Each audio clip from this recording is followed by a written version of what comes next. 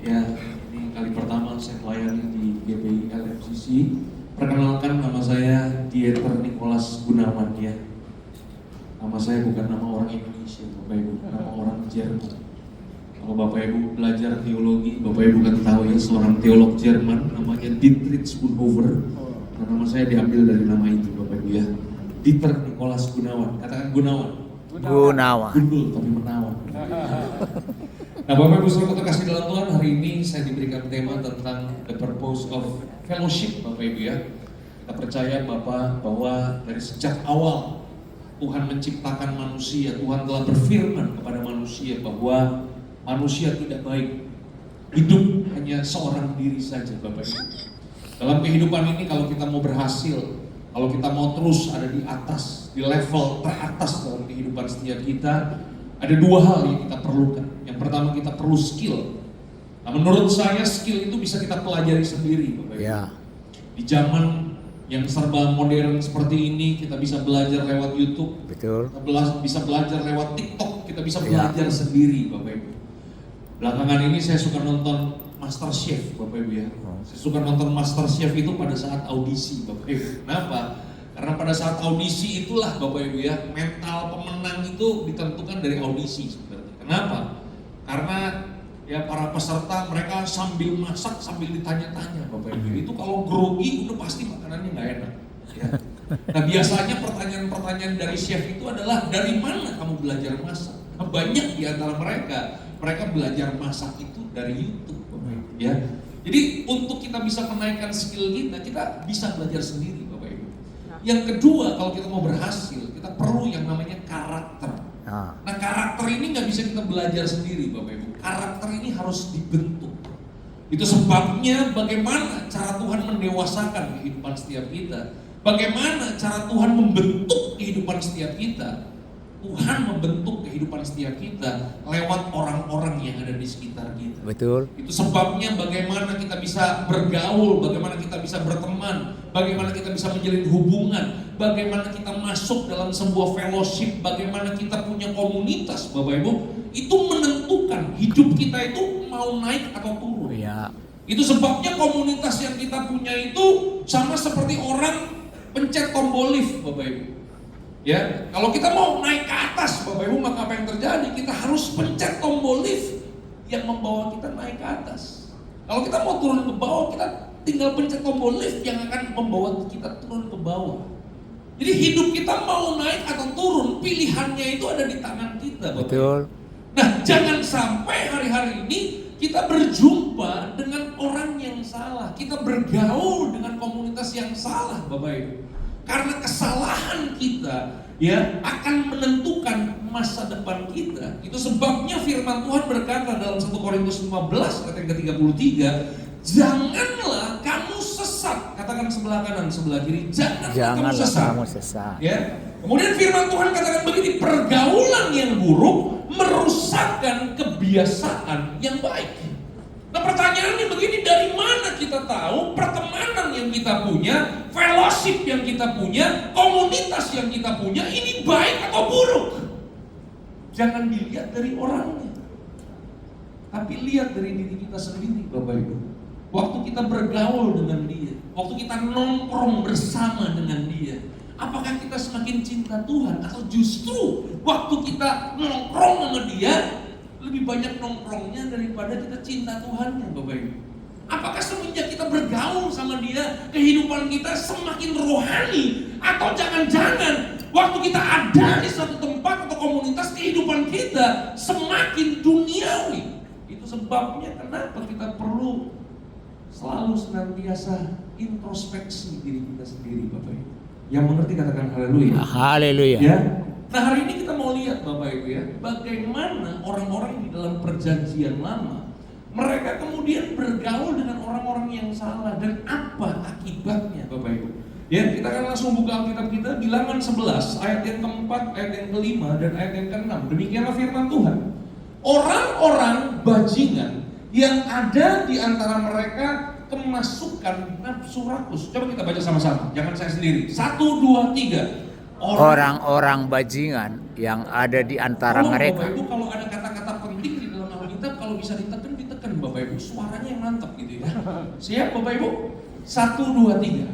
Orang-orang bajingan yang Orang mantap Bapak Ibu. Coba ulang sekali lagi. 1, 2, 3. Orang-orang bajingan bajingan yang ada di antara mereka kemasukan nafsu rakus.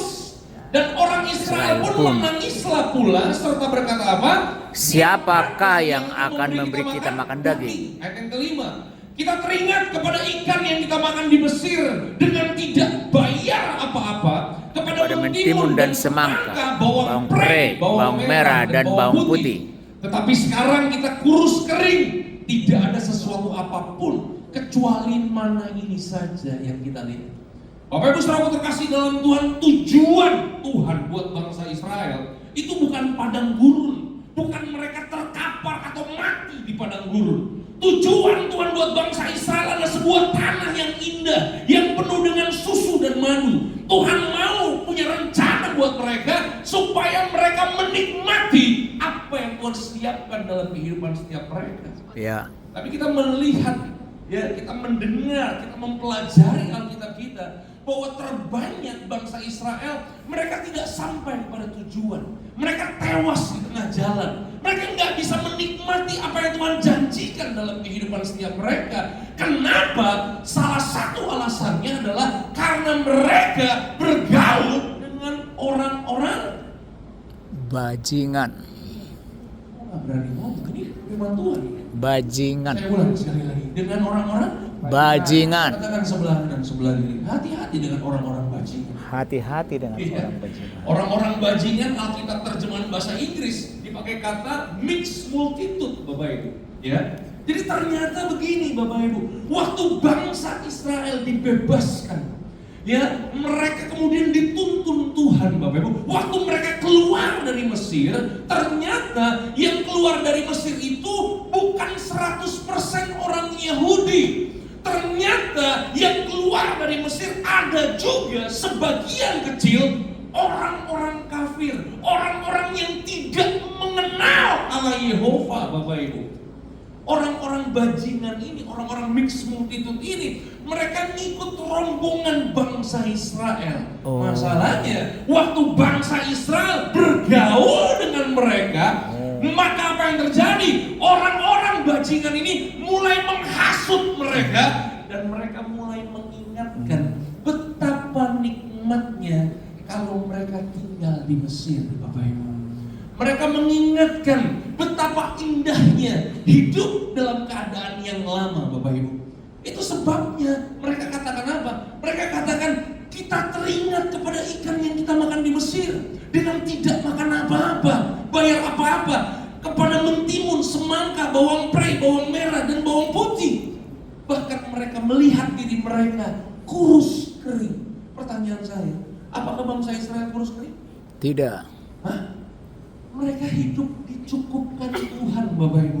Bayangkan setiap hari mereka makan roti dari sorga, Ya. bukan fresh from the oven, fresh from the heaven. Yes. Mereka makan mana sorgawi, Bapak Ibu. Tapi masalahnya karena mereka bergaul dengan orang-orang yang salah, mereka menjadi buta secara rohani sehingga mereka tidak bisa melihat kebaikan dan penyertaan Tuhan dalam kehidupan mereka. Ya.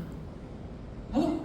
Ya. Itu sebabnya saya bilang dari awal, jangan sampai kita salah bergaul, Bapak Ibu. Kalau kita salah bergaul, ada orang-orang di luar sana yang kemungkinan besar menghasut kita sehingga iman dan pengharapan kita tidak lagi tertuju pada Tuhan. Haleluya. Peristiwa yang selanjutnya, Bapak Ibu, ada juga di dalam Alkitab Perjanjian Lama kisah tentang Lot, Bapak Ibu. Firman Tuhan katakan dalam 2 Petrus 2 ayat yang ke-7 dan ayat yang ke-8.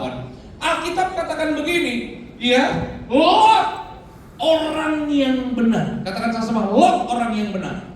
Lot orang yang benar. Jadi Lot ini bukan orang berdosa, Bapak Ibu. Lot ini adalah orang yang benar. Kenapa Lot disebut orang benar? Karena Lot ngikutin pamannya. Lot mengikuti Abraham pamannya. Pamannya yang bernama Abraham disebut bapak orang beriman. Karena Lot bergaul dengan pamannya yang adalah bapak orang beriman, itu sebabnya Lot disebut sebagai orang benar. Katakan sama-sama, orang benar. Orang benar. Tapi apa yang terjadi dalam kehidupan Lot, si orang benar ini, waktu mereka tinggal di Sodom dan Gomora? Firman Tuhan katakan begini, tetapi ia menyelamatkan Lot, orang yang benar, yang terus-menerus menderita oleh cara hidup orang-orang yang tidak mengenal hukum, yang hanya mengikuti hawa nafsu mereka saja. Bayangkan Bapak Ibu, di tengah-tengah orang benar ini ada orang-orang yang hidup penuh dengan hawa nafsu. Dan ayat yang ke-8, sebab orang benar ini tinggal di tengah-tengah mereka dan setiap hari melihat dan mendengar. Katakan sama-sama, setiap hari. Setiap hari Setiap hari ngapain sih Lot? melihat dan mendengar perbuatan-perbuatan mereka yang jahat itu, sehingga jiwanya yang benar itu tersiksa. Halo, Bapak Ibu Saudara terkasih dalam Tuhan, jangan pernah merasa saya bisa Pak hidup sendirian doang Pak.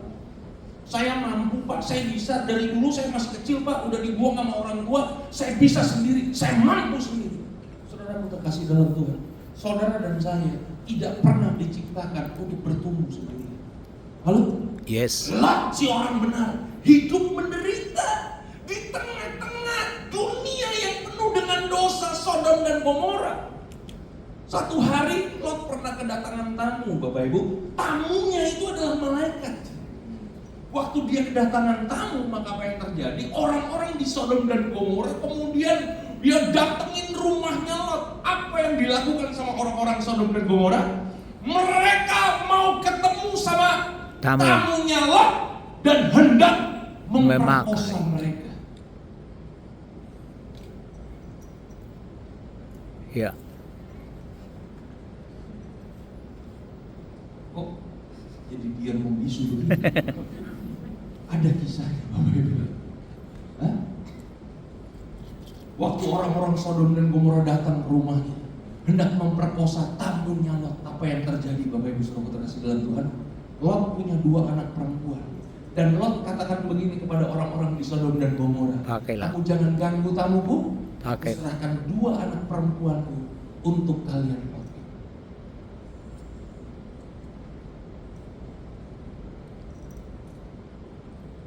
Saya mau nanya, ini kisah Lot ngeri aja tuh, ngeri banget. Banget. Ngeri banget. Dia hidup di sebuah daerah tuh yang modelnya kayak begitu, Bapak Ibu. Singkat cerita, Sodom dan Gomora dihancurkan, Bapak Ibu. Lot bersama dengan keluarganya diselamatkan. Masalahnya istrinya nengok ke belakang, jadi tiang garam, Bapak Ibu. Jadi Lot tersisa dengan 2 anak perempuannya. Satu hari anak perempuannya berpikir, karena mereka tinggal bertiga, Lot dan 2 anak perempuannya, maka apa yang dilakukan sama anak perempuannya Lot?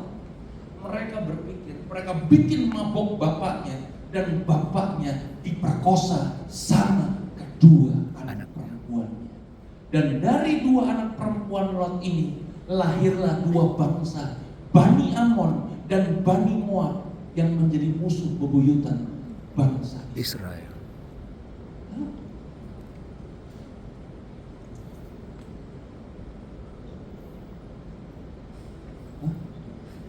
Minimal begini-begini atau begini-begini ya Bapak Ibu, jangan gitu. Ngeri ya kisah Lot.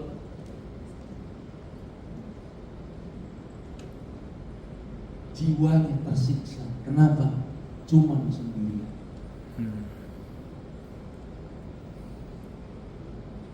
Katakan sebelah kanan, sebelah kiri. Superman is dead. Gak ada Superman, yang ada Superman. Ada amin? Masih susah nih amin ya. Udah 2 cerita nih Bapak Ibu. Cerita ketiga Bapak Ibu. Kalau masih belum amin juga, saya nggak tahu bagaimana cara ngajar. 2 Tawarik 20 ayat yang ke-31 sampai 37. Firman Tuhan katakan apa? 2 Tawarik 20 ayat yang ke-31, ini kisah tentang seorang raja Yehuda yang sangat luar biasa, namanya Yosafat. Yosafat memerintah atas Yehuda. Ia berumur 35 tahun tahun pada waktu ia menjadi raja. Dan 25 tahun lamanya ia memerintah di Yerusalem. Nama ibunya ialah Azubah, anak Silhi. Jadi Bapak Ibu bayangkan, ini pemuda yang sangat luar biasa. Usia 35 sudah menjadi raja dan memerintah selama 25 tahun. Ini orang hebat Bapak Ibu ya. Dan Alkitab katakan apa? Ia hidup mengikuti jejak Asa ayahnya. Ia tidak menyimpang daripadanya dan melakukan apa yang benar di mata Tuhan. Sudah muda, karirnya hebat, melakukan apa yang benar di hadapan Tuhan. Ini kalau si Yosafat nih ya jadi jemaat di LMCC Bapak, ini cewek-cewek pasti banyak yang mau PDKT. Karena luar biasa. Yang mengerti katakan Amin. tapi apa yang dilakukan sama Yosafat? Sekalipun dia muda, punya karir yang hebat, bahkan dia melakukan apa yang benar di hadapan Tuhan. Ayat yang ke-33, hanya bukit-bukit pengorbanan tidak dijauhkan. Bangsa itu belum mengarahkan hatinya kepada Allah, nenek moyang mereka. Ayat 35, ini masalahnya. Kemudian Yosafat Raja Yehuda bersekutu dengan Ahazia Raja Israel yang fasik perbuatannya. Ia bersekutu dengan Ahazia untuk membuat kapal-kapal yang dapat berlayar ke Tarsis. Kapal-kapal itu dibuat mereka ke Ezion Geber. Karena persekutuan Yosafat dengan Ahazia yang fasik perbuatan, persekutuan mereka, apa yang terjadi? Ayat yang ke-37. Tetapi Eliezer bin Dodawa dari Merasa bernubuat kepada Yosafat, katanya, karena engkau bersekutu dengan Ahazia, maka Tuhan akan merobohkan pekerjaanmu, lalu kapal-kapal itu pecah dan tidak dapat berlayar ke Tarsis. Katakan sama-sama, Tarsis. Tarsis. Pernah dengar kota Tarsis? Iya. Pernah dengar Bapak Ibu? Tarsis. Kota Tarsis, tempat di mana Yunus melarikan diri Bapak Ibu. Ini Kota Tarsis itu adalah, kalau di dalam Alkitab Bapak Ibu ya, itu pemahaman kota Disuruh Tuhan Tarsis ke adalah Nineveh, kota tapi yang dia lari ke sangat Tarsis. jauh, kota perdagangan, kota duniawi. Itulah kota Tarsis Bapak Ibu. Waktu Yosafat bergaul dengan Ahazia, bersekutu dengan mereka, kenapa Tuhan marah? Kenapa Tuhan ingin menghancurkan kapal-kapal mereka? Oh Tuhan jahat sih? Bukankah Tuhan berfirman, kita harus pergi, jadikan semua bangsa muridku, kita harus bergaul juga dengan mereka dong Tuhan. Tapi kenapa Tuhan buat hancur apa yang dibangun sama Yosafat? Mau tahu jawabannya? Coba kalau nggak mau tahu saya kasih. Mau tahu jawabannya? Siap dengan jawabannya? Karena Tuhan tidak pernah menyuruh Yosafat untuk bergaul dengan Ahazia, Bapak Ibu. Itu yang pertama. Yang kedua, Yosafat itu pernah ditegur. Kenapa? Karena sebelumnya dia pernah bergaul dengan bapaknya Ahazia yang bernama Ahab, Bapak Ibu. Sudah ditegur, jangan bergaul dengan orang fasik. Saya ulang sekali lagi, untuk memberikan pemahaman kepada setiap kita. Kita boleh nggak bergaul dengan orang fasik? boleh. Katakan sebelah kanan sebelah kiri, boleh. Boleh. Waktu kita bergaul dengan orang fasik, tujuannya bukan kita hidupnya dipengaruhi sama mereka. Waktu kita bergaul sama orang fasik, tujuannya jelas. Hidup kita yang harus menjadi berkat buat mereka. Yes. Bukan begitu life message. Amin. Amin. Lalu, Ya. Pak Pendeta, saya punya cowok, dia belum percaya sama Tuhan. Saya pacari Pak Pendeta supaya dia bisa ke gereja. Saya mau nanya, ini kelihatannya rohani? Kelihatannya. Kelihatannya rohani, tapi sebenarnya tidak rohani sekali. Katakan sebelah kanan sebelah kiri, bedakan pernikahan dengan penginjilan. Ya. Kalau mau menginjil lah terlebih dahulu. Ya. Kadang-kadang kita begitu Bapak Ibu. Kita salah bergaul Bapak Ibu. Ya. Tuhan sudah siapkan seorang pasangan yang luar biasa buat setiap kita. Kita tahu, kita ketemunya di tempat yang tepat. Kita ketemunya di Komsel, kita ketemunya di Homes. Ya kan? Bahkan teman-teman home kita sudah mendoakan supaya kita jadian sama dia Bapak Ibu. Tapi masalahnya Bapak Ibu, satu hari saudara download aplikasi, kemudian mulai ada chat-chat yang masuk kepada saudara. Saudara tergoda dengan aplikasi itu Bapak Ibu.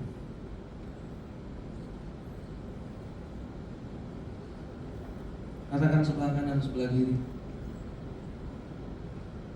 Jangan mudah tergoda dengan yang ada di aplikasi. Jangan mudah tergoda oleh aplikasi. Karena bukan cuma kamu yang dicet, pasti banyak yang dicet sama dia. Yang mengerti katakan haleluya. Haleluya. Halo? Berapa banyak orang yang hidupnya menderita? Berapa banyak orang yang hidupnya seperti di neraka, di bumi, bukan seperti di surga, di bumi seperti di neraka, hanya karena dia ketemu dengan orang yang salah. Ya, apa kata Alkitab Perjanjian Baru? Saya akan tutup di sini ya Bapak Ibu ya. Ini jadi penghiburan buat kehidupan setiap kita. Demikianlah firman Tuhan, kita baca sama-sama. 1, 2, 3. Lukas 5 ayat 17 sampai 20. Pada satu hari ketika Yesus mengajar, ada beberapa orang Farisi dan ahli Taurat duduk mendengarkannya. Mereka datang dari semua desa di Galilea dan Yudea dan dari Yerusalem. Kuasa Tuhan menyertai dia sehingga ia dapat menyembuhkan orang sakit. Di hari itu Yesus lagi ngajar, sama seperti gereja kita ini. Yesus lagi ngajar. Waktu Yesus ngajar, orang sakit bisa disembuhkan. Nah, hari itu apa yang terjadi? Firman Tuhan katakan begini. Lalu datanglah beberapa orang mengusung seorang lumpuh di atas tempat tidur. Katakan sama-sama, lumpuh. Lumpuh. Lumpuh itu artinya apa? Lumpuh artinya orang itu tidak bisa mengandalkan dirinya sendiri. Orang yang lumpuh adalah orang yang gak bisa kemana-mana. Orang yang lumpuh adalah orang yang senantiasa bergantung sama orang lain. Puji Tuhan, orang lumpuh ini punya 4 teman. Dan 4 teman orang lumpuh ini adalah teman yang baik. Ya. Ini adalah teman yang sejati. Amen. Kenapa saya bilang teman yang baik dan teman yang sejati? Karena Alkitab katakan 4 temannya itu mereka berusaha membawa orang lumpuh masuk dan meletakkannya di hadapan Yesus. Ya. Hari ini Bapak Ibu Saudara terkasih dalam Tuhan, kalau kita punya teman yang selalu membawa kita kepada Yesus, bersyukurlah kita punya teman modelnya begitu. Amin. Setuju? Amin. Betul gak sih? Yes. Kalau kita punya teman yang selalu ngechatin kita, nge-WA kita, ayo jangan lupa beribadah, jangan lupa home, jangan lupa ikut PSPK, jangan lupa ikut semua kegiatan-kegiatan. Bapak Ibu, kalau kita punya teman model kayak begitu, WA-nya jangan di-block. Karena kita perlu bersyukur kalau kita punya teman yang membawa kita kepada Yesus. Yang mengerti katakan Amin. 4 temannya ini luar biasa. Karena mereka tidak dapat membawanya masuk berhubung dengan banyaknya orang di situ. Perhatikan baik, naiklah mereka ke atap rumah, lalu membongkar atap itu dan menurunkan orang itu dengan tempat tidurnya ke tengah-tengah orang banyak tepat di depan Yesus. Wah.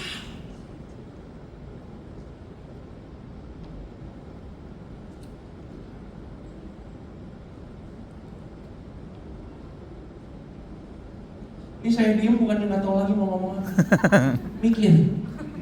Halo? 4 temannya Luar biasa. melakukan banyak tindakan, punya effort, membawa temannya yang lumpuh, supaya temannya yang lumpuh nggak bergantung lagi sama mereka, supaya temannya yang lumpuh bisa jalan dan dia bisa hidup mandiri. Ya.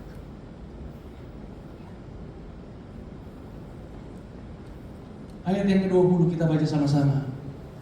1, 2, 3. Ketika Yesus melihat iman mereka. Orang lumpuh tersebut. Ada amin? Iman mereka. Ketika Yesus melihat iman orang lumpuh tersebut. Bukan. Orang yang lumpuh ini disembuhkan. Dapat mujizat yang sangat luar biasa. Dia yang tadinya nggak bisa jalan.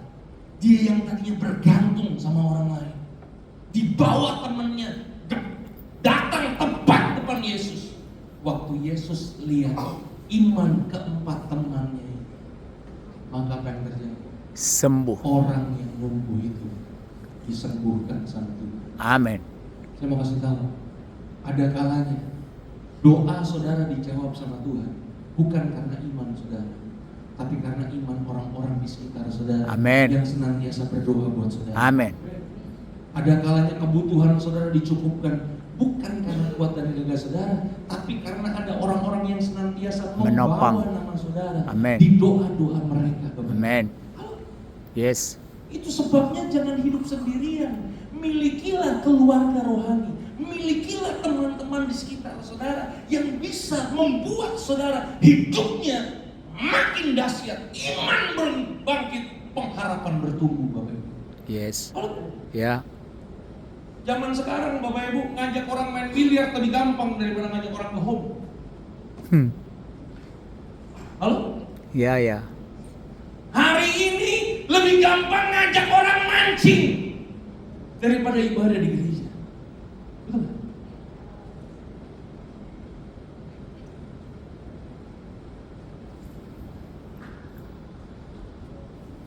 Hari ini Bapak Ibu, kalau ada orang-orang yang senantiasa mengingatkan saudara untuk datang kepada Yesus, itu adalah tempat yang tepat untuk saudara bertumbuh iman. Amin. Yang mengerti kata-kata. Amin. Saya berharap saudara menemukan keluarga-keluarga rohani di gereja ini Bapak Ibu, supaya setiap kita menjadi umat yang lebih daripada pemenang. Yes. Tuhan Yesus memberkati Bapak Ibu. Amin. Sampai keturunan ke-7 dan ke-8. Haleluya. God bless you all. Tuhan Amin. memberkati. Haleluya. Mari kita mau datang.